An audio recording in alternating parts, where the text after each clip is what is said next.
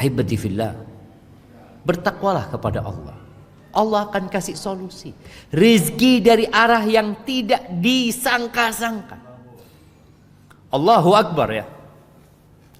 Bagaimana kalau kita melihat di masa pandemi ini orang-orang yang kesulitan secara ekonomi, tapi tahu-tahu Allah bukakan pintu rizki yang lainnya buat dia. Anak punya usaha tutup Ustaz gara-gara PPKM Ustaz. Tapi alhamdulillah Ustaz, berdewi rezeki itu Ustaz. Masya Allah. Hadal yakin bahwasanya yang memberikan rezeki adalah Allah Jalla Jalaluhu. Ahibati fillah, itu bicara skala personal ya. Bicara skala negeri.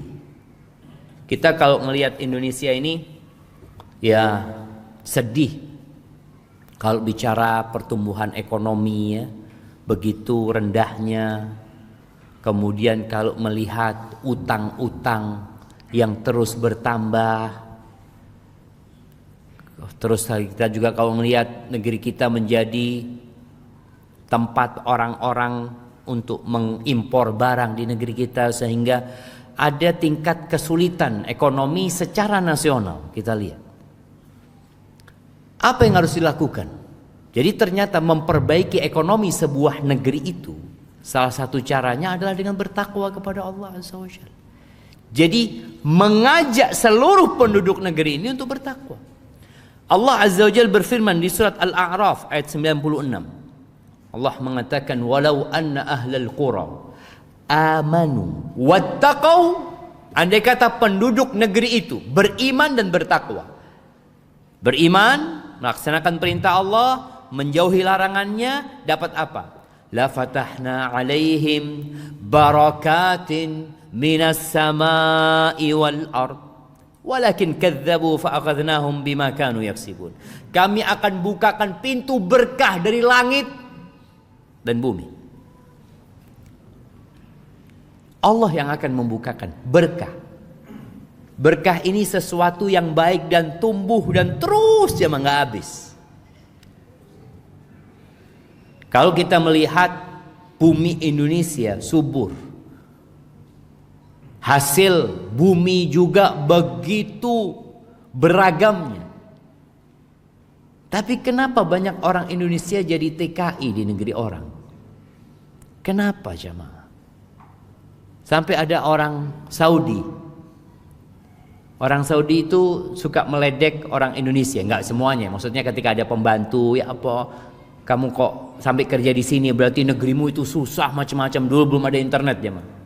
Ketika orang Arab ini datang ke Jakarta, berangkat ke puncak, negerimu ini surga kata dia. Kok bisa kamu kerja di Saudi itu kata dia.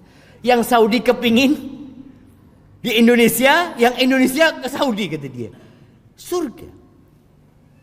Masalahnya berkah itu hilang kadang-kala. Jadi dulu kita waktu SD belajar sebuah peribahasa yang mengatakan tikus mati kelaparan di lumbung padi. Beremah jemaah. Tikus mati kelaparan di lumbung padi. Kalau mati kekenyangan wajar. Ini kelaparan. Maka Allah sudah kasih tahu. Kalau ingin, maka bertakwalah kepada Allah Azza wa Jalla. Ahibati fillah, ada sebuah negeri di Yaman sana. Ini saya orang-orang Arab. Siapa yang pernah ke Yaman? Kenapa orang Yaman kok bisa nyampe Indonesia? Padahal Allah mencontohkan negeri Sabah itu sebagai negeri percontohan. Baldatun thayyibatun wa rabbun ghafur. Allahu Akbar. Jadi negeri Sabah itu kanan kirinya kebun. Kayaknya di Indonesia belum ada kayak gitu. Jadi orang di jalannya kanan kirinya semuanya kebun-kebun. Kalau kita mungkin sawah ya, ada sawah. Tapi kalau kebun harus dijagain, mendak elangkapi, harus dipagerin. Mereka itu masya Allah makmur sentosa.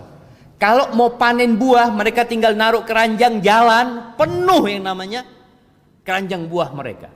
Fa'aradu. Tapi mereka tak ngedingaki.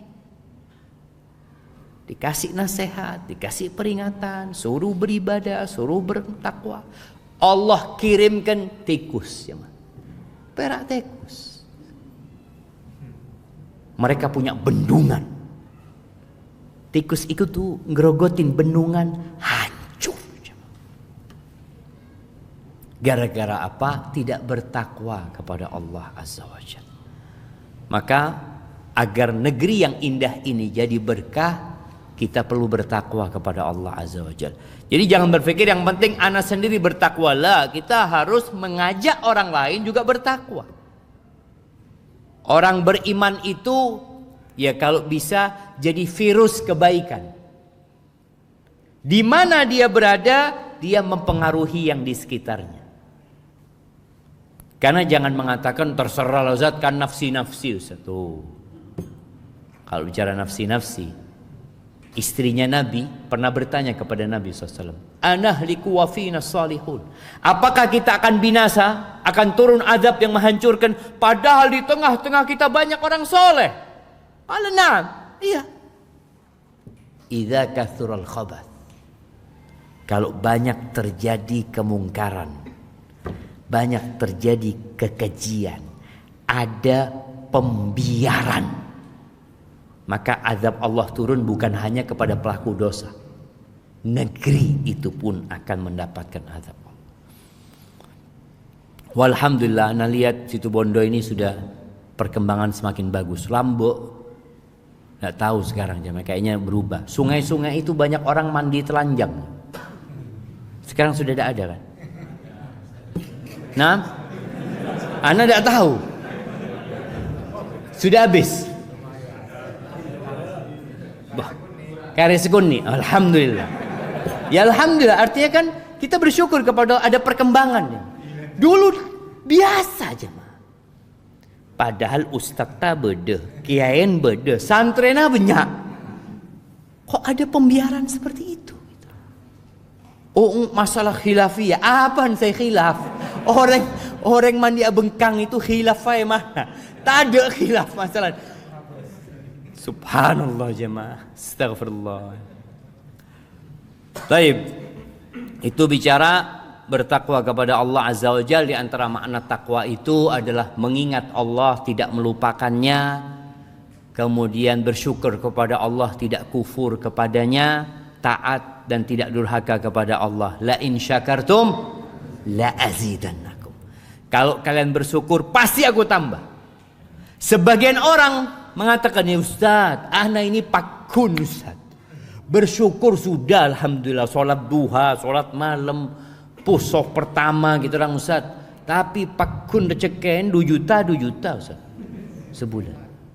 Tambahannya di mana? Disinilah ada tambahan yang tidak terlihat jemaah. Tambahan berkah. Antum rizkinya seakan-akan tetap 2 juta, tapi antum tidak sakit-sakitan. Di sini seharusnya kalau antum dikasih sakit-sakitan 2 juta kali 1,5 juta. Obus, bisa obus 2 juta itu. Iya cuma. Artinya kita tetap yakin ada tambahan Allah Azza wa Jalla di rezeki itu. Masya Allah. Ada orang ya minum susu benih beres, murus. Ada orang seperti itu.